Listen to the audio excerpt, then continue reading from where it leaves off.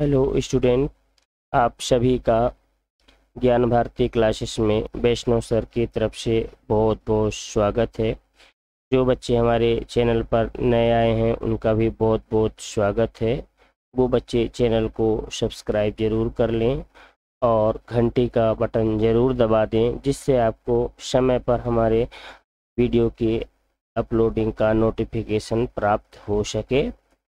तो चलिए वीडियो को शुरू करते हैं।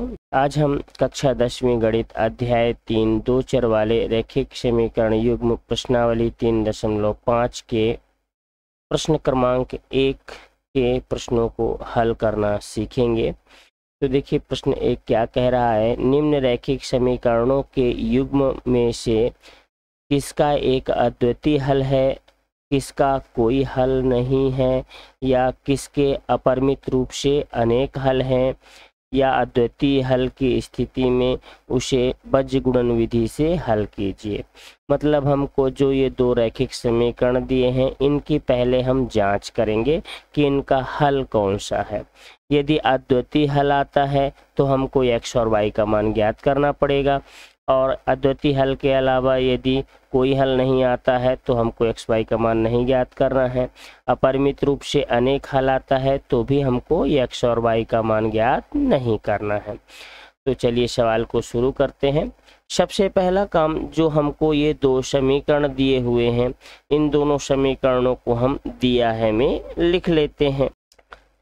लिखने के बाद हम इस समीकरण को समीकरण 1 नाम दे देते हैं और दूसरे समीकरण को समीकरण नंबर 2 नाम दे देते हैं। अब देखिए इस सवाल में भी हमको x और y का ही मान ज्ञात करना है। अगर जांच करने के बाद अद्वितीय हल आता है तो कौन सी विधि का अपन प्रयोग कर रहे हैं, बीजगुणन विधि। तो सबसे पहला काम हम क्या करेंगे, हल में समीकरण 1 की तुलना इस समीकरण से करना है और समीकरण 2 की तुलना इस नीचे वाले समीकरण से करना है। तो चलिए तुलना करते हैं। तो देखिए यहाँ x के आगे क्या है, a1 है, और हमको समीकरण 1 की तुलना इस ऊपर वाले से करना है ना। तो x के आगे कितना है, a1 है, तो ये यहाँ पे x के आगे a1 है, और इधर देखिए x के आगे क्या लिखा है, कोई संख्या नहीं है। ऐसे स्थिति में a1 का मान कितना होगा, 1 होगा। फिर दूसरे में आइए, अब यहाँ देखिए y के आगे कितना लिखा है, b1 लिखा है। अब हम समीकरण 1 में देखते हैं कि हमारे पास y के आगे कितना लिखा है, ये देखिए ऋण में 3 लिखा है। तो यहाँ लिख लेंगे हम b1 के स्थान पर हमको ऋण 3 प्राप्त हुआ। फिर यहाँ से देखिए ये कितना लिखा है, c1। अब समीकरण 1 में देखिए c1 के स्थान पर कितना लिखा है, ऋण में 3। तो यहाँ लिख देंगे हम c1 बराबर ऋण में 3। जिस प्रकार हम समीकरण 1 की तुलना किए उसी प्रकार हम समीकरण 2 की भी तुलना करते हैं। तो अब देखिए इस समीकरण की तुलना इस समीकरण के साथ करना है। तो यहाँ पे हम देख रहे हैं क्या है, a2, और a2 के स्थान पर देखिए यहाँ पे कितना है, 3 है। इसका मतलब हमको a2 का मान कितना प्राप्त हो गया, 3 प्राप्त हो गया। फिर देखिए यहाँ पे ये y के आगे कितना लिखा है, b2 लिखा है, और यहाँ पे y के आगे देखिए कितना लिखा है, ऋण में 9 लिखा है। इसका मतलब हमको b2 का मान कितना प्राप्त हो गया, ऋण में 9 प्राप्त हो गया। फिर यहाँ देखिए ये क्या लिखा है, c2, और c2 के स्थान पर समीकरण 2 में देखिए यहाँ पे कितना लिखा है, ऋण में 2 लिखा है। तो यहाँ लिख देंगे हम c2 का मान हमको कितना प्राप्त हो गया, ऋण में 2। तो इस प्रकार से हमको पहला काम मान प्राप्त कर लेना है। तुलना करने के बाद हमारा काम क्या रहेगा, हम इन संख्याओं को जो हमको ये प्राप्त हो गई हैं जिनके मान, इनको बटे के रूप में मान प्राप्त कर लेते हैं। तो चलिए सबसे पहला काम हम a1 बटे a2 का मान प्राप्त करते हैं। तो देखिए a1 के स्थान पर 1 है और a2 के स्थान पर 3। उसी प्रकार हम b1 बटे b2 का मान प्राप्त करते हैं। तो देखिए B1 का मान कितना है, ऋण में 3 है, और ये B2 का मान कितना है, ऋण में 9 है।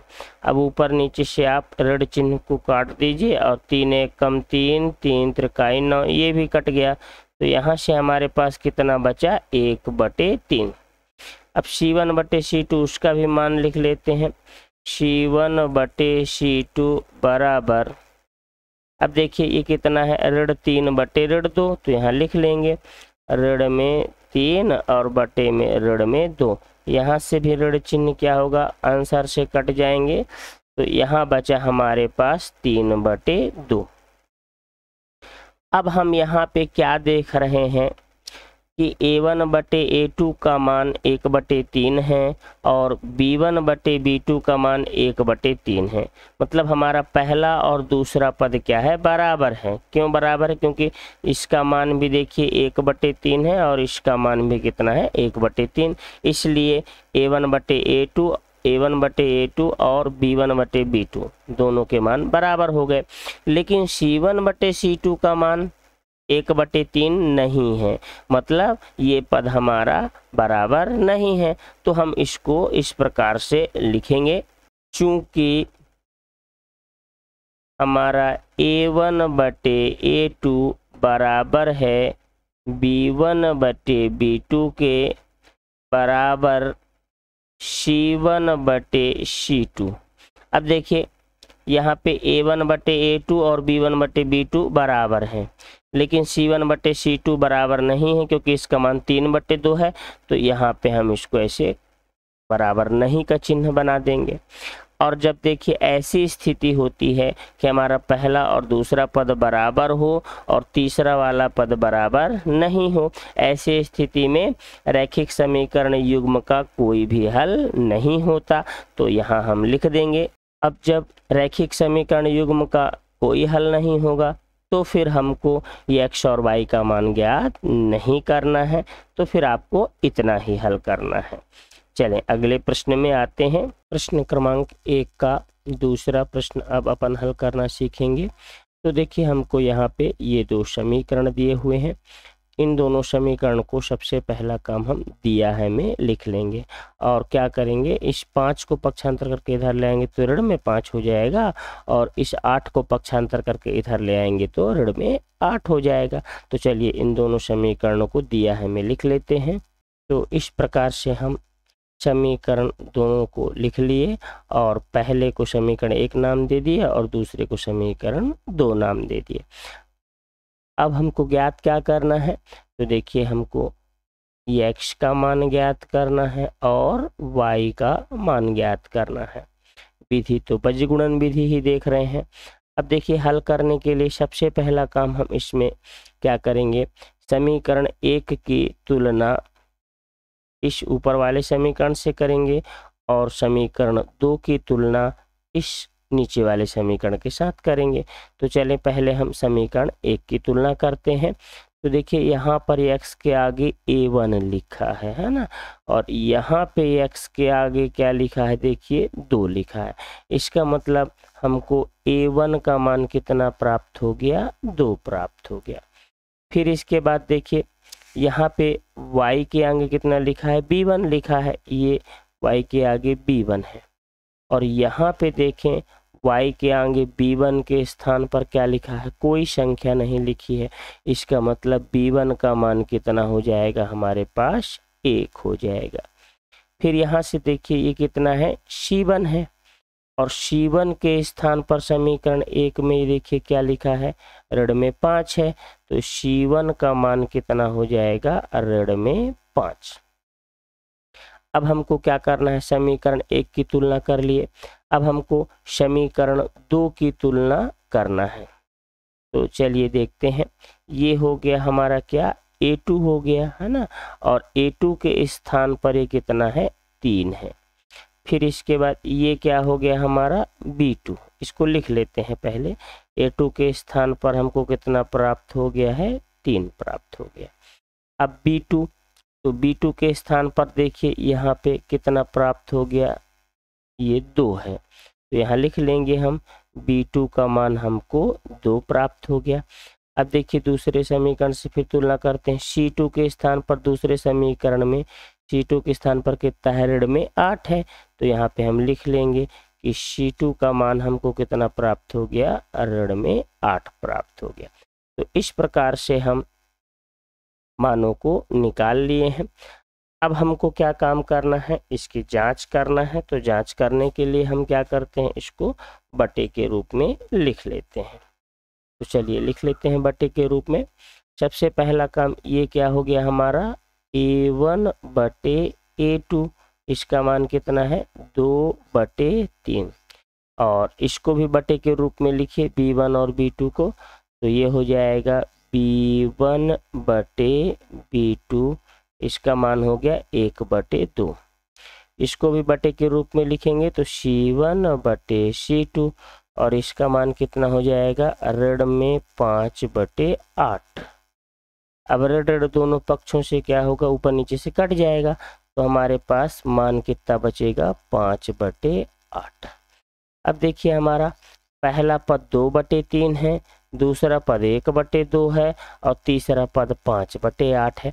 मतलब सभी के मान क्या है, अलग अलग है। मतलब इसमें कोई भी पद बराबर नहीं है। जब कोई भी पद बराबर नहीं होंगे तो पहले तो हम इन्हीं दोनों को देखें। जब पहला दूसरा ही हमारा बराबर नहीं है तो यहीं से इसका हल क्या हो जाएगा, अद्वितीय हल हो जाएगा।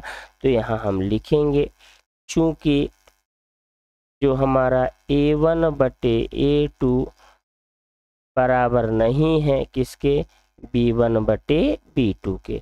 जब हमारा पहला और दूसरा पद ही बराबर नहीं है तो फिर तीसरे को लिखने की आवश्यकता नहीं है। और जब पहला और दूसरा ये दोनों बराबर नहीं होते तो समीकरण का कौन सा हल होता है, अद्वितीय हल होता है। तो उसको यहाँ पे लिख लेते हैं।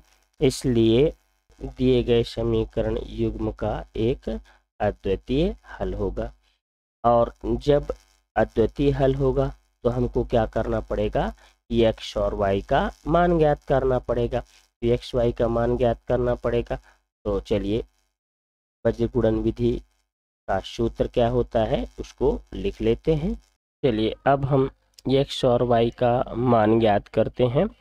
तो x और y का मान ज्ञात करने के लिए हमको क्या काम करना है, जो अचर राशि वाले पद हैं उन पदों को आप लिख लीजिए।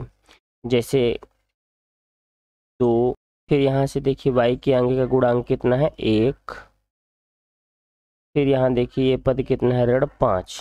तो ये पहले समीकरण के संख्या हम लिख लिए। फिर दूसरे समीकरण की देखिए ये 3 यहाँ पे हम लिख लेते हैं। फिर इसके बाद ये y के अंक कितना है 2, तो इसको लिख लेते हैं। फिर इसके बाद ये देखिए कितना है ऋण में 8, इसको भी लिख लेते हैं। तो इस प्रकार से लिखने के बाद आपको क्या करना है, इस प्रकार से इसको लिख लेंगे।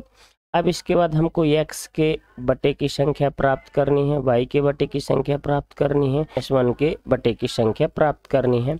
तो आप इस सूत्र की मदद से भी प्राप्त कर सकते हैं। यदि आप इस सूत्र में B1 C1 B2 C1 A2 इन सब के मानों को यहाँ से देख के रख दें तो भी आपको मान प्राप्त हो जाएंगे। पर हमको बिना सूत्र का प्रयोग करे हल करना है।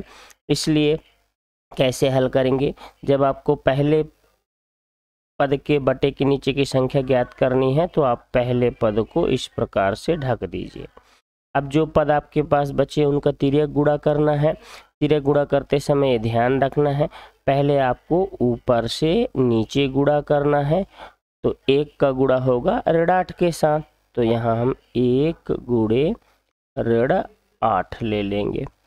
फिर इसके बाद फिर इसके बाद बीच में ऋण का चिन्ह सूत्र के लिए ले लेना है। अब हमको क्या करना है, नीचे से ऊपर गुणा करना है। मतलब हमको 2 का गुणा ऋण 5 के साथ करना है। तो यहाँ लिख लेंगे 2 गुणे में ऋण 5। तो इस प्रकार से x के बटे के नीचे का मान हमको प्राप्त हो गया। अब हमको y के बटे बीच वाले पद को निकालना है ना। तो बीच वाले पद को निकालने के लिए हम बीच वाले पद को ही इस प्रकार से इसको ढक लेंगे। अब देखिए अब ध्यान रखना है आपको, बीच वाले पद के लिए जब आप हल करेंगे तो आपको उल्टा चलना है। उल्टा मतलब पहले आपको ऊपर से नीचे गुणा नहीं करना है, ध्यान रखना है, पहले आपको नीचे से ऊपर गुणा करना है। तो हम 3 का गुणा करेंगे ऋण 5 के साथ, तो यहाँ लिख लेंगे 3 गुणे ऋण 5, फिर बीच में ऋण चिन्ह सूत्र के लिए। अब नीचे से ऊपर करने के बाद फिर आपको ऊपर से नीचे गुणा करना है, मतलब 2 का गुणा ऋण 8 के साथ। तो चलिए 2 का गुणा हमको करना है ऋण 8 के साथ। तो इस प्रकार से हम y के बटे का मान भी प्राप्त कर लिए। अब हमको ऋण 1 के बटे का मान प्राप्त करना है, यहाँ पे ऋण 1 नहीं धन 1 लेंगे। तो 1 के बटे का मान प्राप्त करना है, तो 1 के बटे का मान प्राप्त करने के लिए हम अब लास्ट वाले पद को बंद कर लेंगे। और अब ध्यान रखना है, अब आपको कैसा चलना है, सीधा चलना है। सीधा मतलब ऊपर से नीचे गुणा करना है, फिर नीचे से ऊपर गुणा करना है। तो चलिए पहले हम 2 का गुणा 2 में करेंगे, तो यहाँ लिख लेते हैं 2 गुणे 2, फिर बीच में ऋण चिन्ह। अब इसके बाद ऊपर से नीचे गुणा हो गया, अब नीचे से ऊपर गुणा करेंगे, तो 3 का गुणा 1 के साथ, तो ये कितना हो जाएगा 3 गुणे 1। तो इस प्रकार से आप बिना सूत्र याद किए हुए भी मानों को सूत्र में रख सकते हैं, और ये अपने आप जो है सूत्र के हिसाब से सेट हो जाता है। ठीक है, बस आपको ध्यान रखना है x के मान के लिए आपको सीधा चलना है, और y के लिए उल्टा, और 1 के लिए भी सीधा। अब इसे हम हल कर लेते हैं, तो हल करते हैं। चलिए ये हो गया x बटे 8, देखिए ऋण में है तो ऋण और धन का गुणा क्या हो जाएगा, ऋण। जब हम 8 का गुणा 1 में करेंगे तो 8 एक कम 8 हो गया। फिर यहाँ देखिए ये ऋण में है, ये ऋण में है, तो ऋण और ऋण का गुणा क्या हो जाएगा, धन हो जाएगा। जब हम 5 का गुणा 2 में करेंगे तो कितना हो जाएगा, 5 दूनी 10। फिर आगे आते हैं, ये हो गया y बटे, अब यहाँ देखिए ऋण में है और ये किस में है, धन में है, तो ऋण धन का गुणा क्या हो जाता है, ऋण हो जाता है। जब हम 5 का गुणा 3 में करेंगे तो 5 तिहाई 15। फिर इसके बाद ये ऋण में है और ये भी ऋण में है, तो ऋण और ऋण का गुणा क्या हो जाएगा, धन हो जाएगा, तो यहाँ धन लिखेंगे। 8 दूनी 16, तो ये हो जाएगा 16। फिर आगे चलते हैं, ये 1 बटे, अब देखिए 2 का गुणा हम 2 में करेंगे तो हो जाएगा 2 दूनी 4। फिर 3 का गुणा 1 में करेंगे तो 3 एक कम 3। अब इसका थोड़ा सा और आगे चले, ये x बटे, अब देखिए धन में 10 है और ऋण में 8 है, तो धन वाली संख्या बड़ी है तो धन में उत्तर आएगा। 10 में से 8 कम कर देंगे तो कितना बचेगा, 2। इसको भी ऐसे हल करते हैं, y बटे, अब देखिए ऋण में 15 है और धन में 16, धन वाली संख्या बड़ी है तो धन में उत्तर आएगा। 16 में से 15 कम कर देंगे तो कितना बचेगा, 1। ये हो गया 1। अब यहाँ देखिए 4 धन में है और 3 ऋण में है, धन वाली संख्या बड़ी है तो धन में आएगा। 4 में से 3 कम कर देंगे तो कितना बचेगा, 1। तो इस प्रकार से ये इतना हमको हल हो गया। अब देखिए जब आपको x का मान निकालना हो तो x वाला पद लेना है और अंतिम वाला पद लेना है। जब आपको y का मान निकालना हो तो y वाला पद और अंतिम वाला पद लेना है। तो चलिए x और y के मान निकाल लेते हैं। तो x का मान निकालेंगे हम तो x वाला पद लेंगे और अंतिम वाला पद क्या है हमारा, 1/1। जब हमको y का मान निकालना है तो y वाला पद लेंगे और अंतिम वाला, तो अंतिम वाला पद है 1/1। अब तिर्यक गुणा कर दीजिए, तो x का गुणा 1 के साथ होगा तो हो जाएगा x से कम x। फिर देखिए 2 का गुणा 1 में होगा तो 2 एक कम 2। उसी प्रकार यहाँ पे भी तिर्यक गुणा कर देते हैं, तो y का गुणा 1 के साथ करेंगे तो हो जाएगा y एक कम y, और 1 का गुणा 1 में करेंगे तो 1 एक कम 1। तो इस प्रकार से हमको x और y के मान प्राप्त हो गए। अब चलते हैं अगले प्रश्न में, प्रश्न क्रमांक 1 का तीसरा। अब देखिए इस प्रश्न में हमको ये दो समीकरण दिए हुए हैं, इन दोनों समीकरणों को हल करना है और हल करके देखना है कि इसका कौन सा हल प्राप्त होगा। तो सबसे पहला काम हम क्या करते हैं, इसको दोनों समीकरणों को दिया है मैं लिख लेते हैं। तो हमको समीकरण क्या दिया है, 3x - 5y। अब देखिए ये 20 जो है बराबर के उस तरफ है, इसको पक्षांतर करके इस तरफ लाएंगे, ये हो जाएगा -20 बराबर के उस तरफ 0। ये बन गया हमारा समीकरण नंबर 1। अब इसके बाद जो ये समीकरण दिया हुआ है इसको लिख लेते हैं।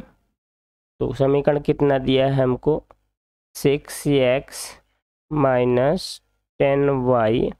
अब देखिए ये जो 40 है बराबर के उस तरफ है, इसको पक्षांतर करके इस तरफ ले आएंगे तो माइनस में हो जाएगा, है ना। तो ये -40 बराबर 0, समीकरण नंबर 2।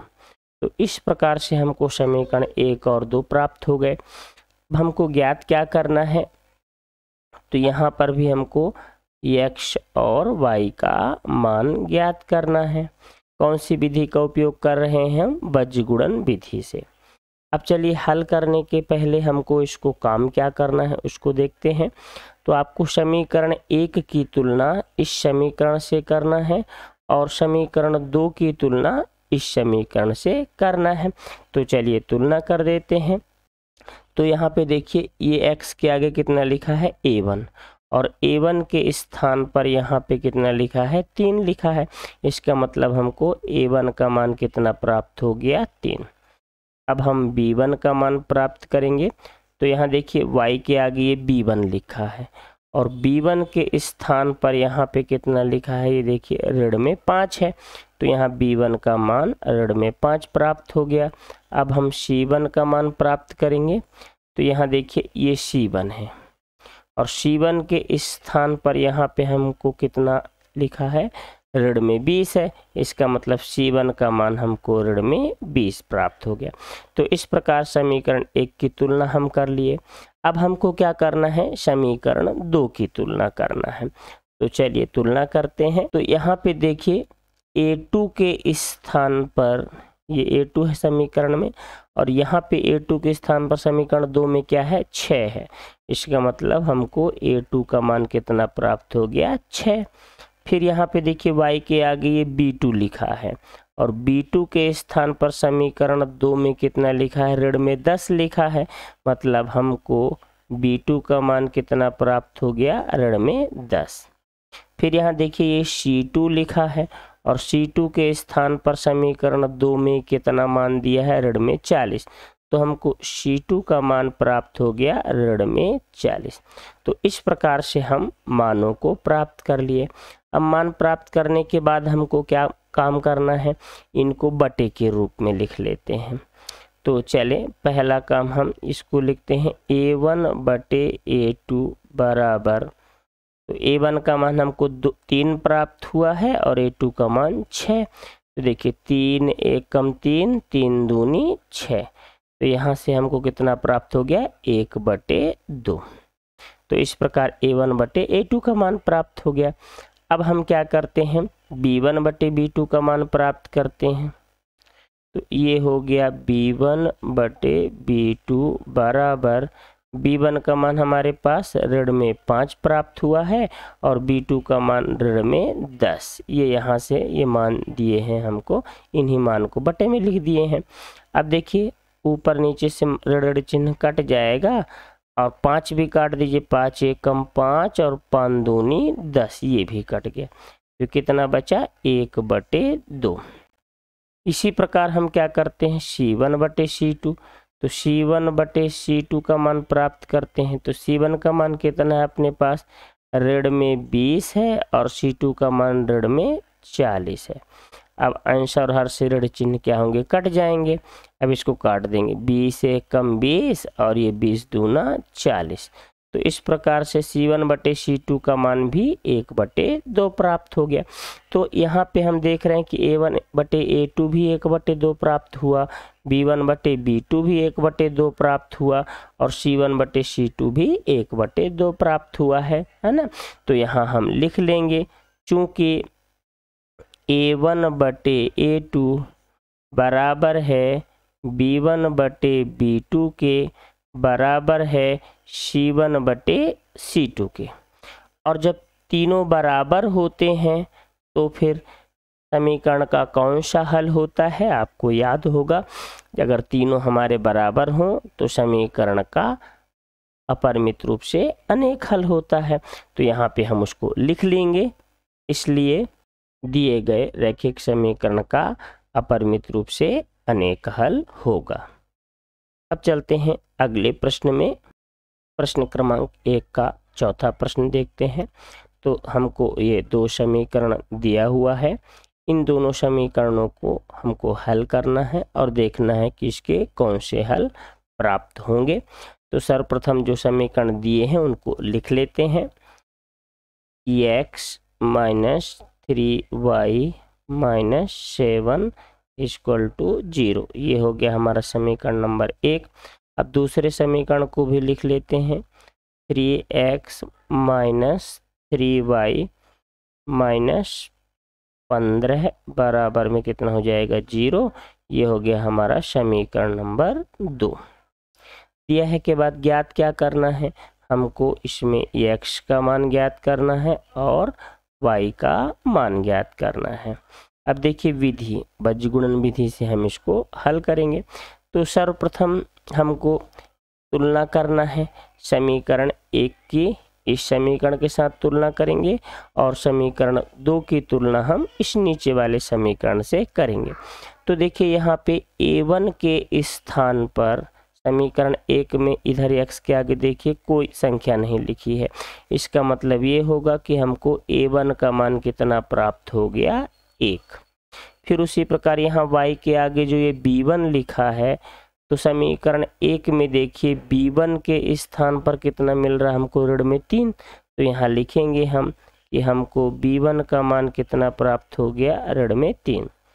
फिर यहाँ देखिए ये क्या लिखा है, C1, और C1 के स्थान पर हमको यहाँ कितना मिल रहा है, ऋण में 7 मिल रहा है। तो हमको C1 का मान कितना प्राप्त हो गया, ऋण में 7। तो इस प्रकार से तुलना करके हम A1 B1 C1 का मान ज्ञात कर लिए। अब हमको समीकरण 2 की तुलना इस समीकरण के साथ करना है और फिर से मान ज्ञात करना है। तो चलिए तुलना करते हैं। तो यहाँ देखिए x के आगे A2 है और समीकरण 2 में x के आगे कितना है, 3 है, इसका मतलब हमको A2 के स्थान पर कितना प्राप्त हो गया, 3। फिर देखिए यहाँ पे y के आगे क्या लिखा है, B2, और यहाँ y के आगे कितना लिखा है, ऋण में 3 है, इसका मतलब हमको B2 का मान कितना प्राप्त हो गया, ऋण में 3। अब यहाँ पे देखिए ये C2 लिखा है और C2 के स्थान पर समीकरण 2 में कितना लिखा है, ऋण में 15। तो हम यह लिख लेंगे C2 बराबर ऋण में 15, ये प्राप्त हो गया हमको। अब इसके बाद हम क्या करें, हमको मान प्राप्त हो गए। अब हमको इनकी जांच करना है कि ये कौन से हल होंगे। उसके पहले हम इसको बटे के रूप में लिख लेते हैं। तो देखिए A1 बटे A2 बराबर कितना है, 1/3। फिर इसके बाद B1 बटे B2 बराबर कितना है, ऋण में 3 है और यहाँ पे भी ऋण में 3 हो गया। अब देखिए कट रहा है तो ऊपर नीचे से ऋण चिन्ह को काट दीजिए और 3 ये कट रहा है, 3 1 कम 3, 3 1 कम 3, तो ये काट दिए। इस प्रकार हमको B1 बटे B2 का मान 1/1 प्राप्त हो गया। अब हम यहाँ पे निकाल लेते हैं C1 बटे C2 का मान। तो C1 का मान कितना है अपने पास, ऋण में 7 है और C2 का मान कितना है, ऋण में 15। तो यहाँ पे भी ऋण चिन्ह ऊपर नीचे से कट जाएगा और 7 और 15 तो आपस में कटेंगे नहीं। तो इस प्रकार हमको C1 बटे C2 का मान कितना प्राप्त हो गया, 7/15। तो हम ये मानों को प्राप्त कर लिए। अब इसके बाद देखिए हम क्या देख रहे हैं कि a1/a2 का मान 1/3 है, b1/b2 का मान यहाँ पे ये 1 छूट गया है, ये b1/b2 का मान कितना है 1/1 है, ये प्राप्त हो गया। c1/c2 का मान क्या है 7/15। तो हम देख रहे हैं कि जो हमारा पहला पद और दूसरा पद ये मान ही आपस में क्या है बराबर नहीं है, और जब पहला और दूसरा पद ही बराबर ना हो तो समीकरण के कौन से हल होते हैं, अद्वितीय हल होते हैं। तो यहाँ लिखना पड़ेगा, चलिए लिख लेते हैं। चूंकि a1/a2 बराबर नहीं है b1/b2 के, और पहला और दूसरा पद ही जब बराबर ना हो तो समीकरण के कौन से हल होंगे, अद्वितीय हल होंगे। उसको लिख लेते हैं। इसलिए रैखिक समीकरण का अद्वितीय हल होगा। अब जब रैखिक समीकरण का अद्वितीय हल है तो हमको x और y का मान ज्ञात करना होगा, और x y का मान ज्ञात करने के लिए आप दो तरीका अपना सकते हैं, या तो सूत्र का उपयोग कर लेंगे या तो बिना सूत्र के भी हम निकालना सीख चुके हैं, फिर से बिना सूत्र के ही निकालते हैं। तो सबसे पहला काम, चलिए इसको हल करते हैं और सूत्र को लिख लेते हैं। तो चलें, ये हो गया हमारा बीजगुणन विधि से x और y का मान ज्ञात करने का सूत्र हो गया, पर हम सूत्र का उपयोग नहीं करेंगे, बिना सूत्र के उपयोग के ही x y का मान ज्ञात करना सीखेंगे। तो सर्वप्रथम जो हमको समीकरण 1 और 2 दिया है, इस दोनों समीकरण के हम अचर राशि को या संख्या अंकों को हम लिख लेंगे। तो चलिए लिख लेते हैं। समीकरण 1 में x के आगे देखिए यहाँ पे कुछ नहीं, कितना होगा 1, तो ये हम 1 को लिख लेंगे। फिर यहाँ y के आगे कितना ऋण में 3 है, तो ये ऋण 3 को लिख लेंगे। फिर देखिए 7 के आगे इधर के ये ऋण कितना है, ऋण में 7 है, तो इसको भी लिख लेंगे। इसी प्रकार समीकरण 2 में x के आगे 3 है, इसको लिख लेंगे। फिर इसके बाद इसमें देखिए y के आगे कितना है, ऋण में 3 है, तो इसको लिख लेंगे। फिर इसके बाद समीकरण 2 में यहाँ पे देखिए कितना ऋण में 15, तो इसको लिख लेंगे। तो हम अंकों को संख्याओं को भर लिख लेंगे। अब हमको बीजगुणन विधि से x y का मान ज्ञात करना है। तो सर्वप्रथम हम इसको ऐसा करते हैं, इस प्रकार से लिख लेंगे।